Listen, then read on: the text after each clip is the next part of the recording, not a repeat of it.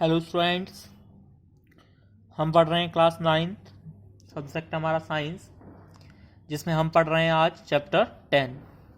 हमारे चैप्टर का नाम है ग्रेविटेशन। हिंदी में इसका मतलब होता है गुरुत्वाकर्षण। तो आइए फिर इसी टॉपिक से स्टार्ट करते हैं। ग्रेविटेशन से ग्रेविटेशन क्या होता है इसके बारे में जानते हैं। तो we know that moon goes around the earth.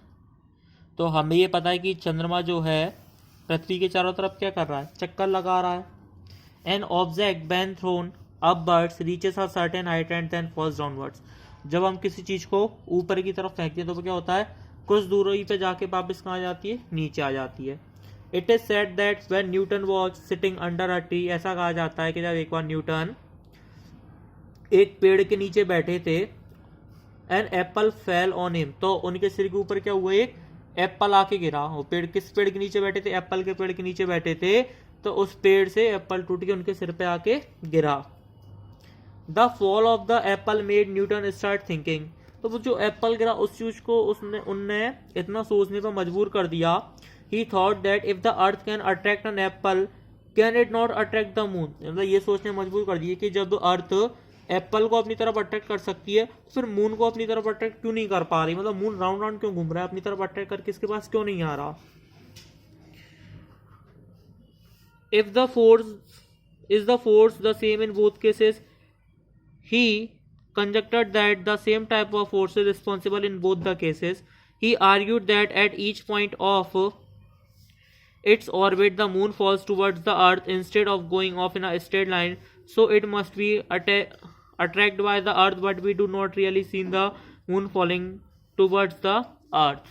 Let us try to understand the motion of the moon by recalling activity 8.11। अब एक की एक्टिविटी दे रखी है, मतलब कि चंद्रमा जो है मतलब इस तरफ झुक आ क्यों नहीं रहा, राउंड राउंड मोशन क्यों कर रहा है, उस चीज को लेके। तो देखते हैं। Take a piece of thread, tie a small, एक टुकड़ा लो किसी भी चीज का, लकड़ी का गत्ता ले सकते हो आप। Tie a small stone eight one and, या फिर पत्थर ले सकते हो। उसे क्या करो, एक रस्सी लो ऐसे और उसके एक उस पर क्या बांध लो, पत्थर को बांध लो। Note the motion of the stone, उसे क्या करो, घुमाओ। जैसे ये लड़का घुमा रहा है ना, ऐसे गोल गोल गोल गोल गोल गोल घुमाओ उसे। Again note the direction of motion of the stone, फिर क्या करो, एकदम उसे छोड़ दो, जैसे जो घुमा रहे थे अब उसे एकदम छोड़ दो। और तो उस टाइम जो उसकी डायरेक्शन है मोशन की वो नोट करो। Again note the direction of motion of the stone, ठीक है, पहले थ्रेड की और फिर again note the direction of motion of the stone, वो जिस डायरेक्शन में गया लास्ट उस चीज को नोट करो।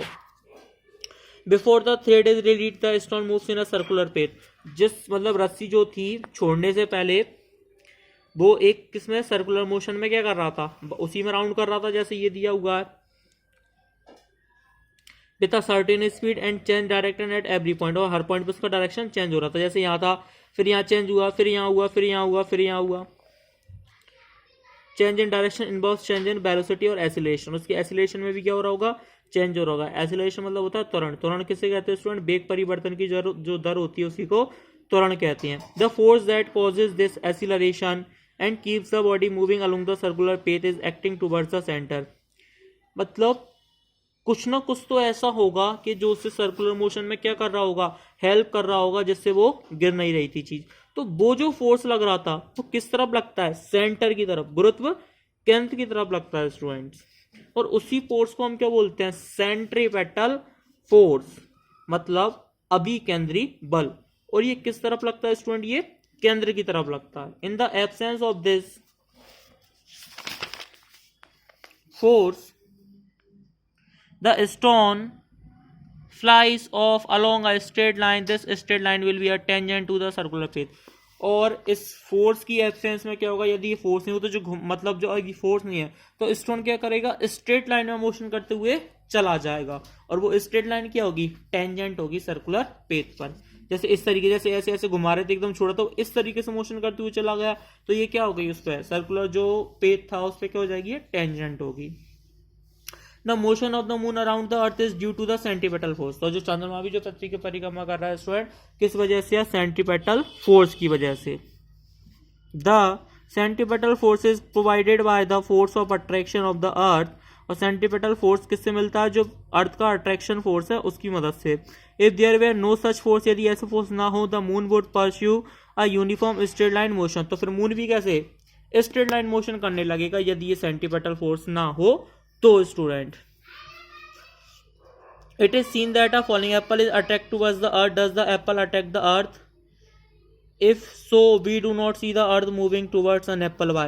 मतलब ऐसा है कि क्या अर्थ ने एप्पल को अट्रैक्ट किया और फिर क्या एप्पल ने अर्थ को अट्रैक्ट नहीं किया?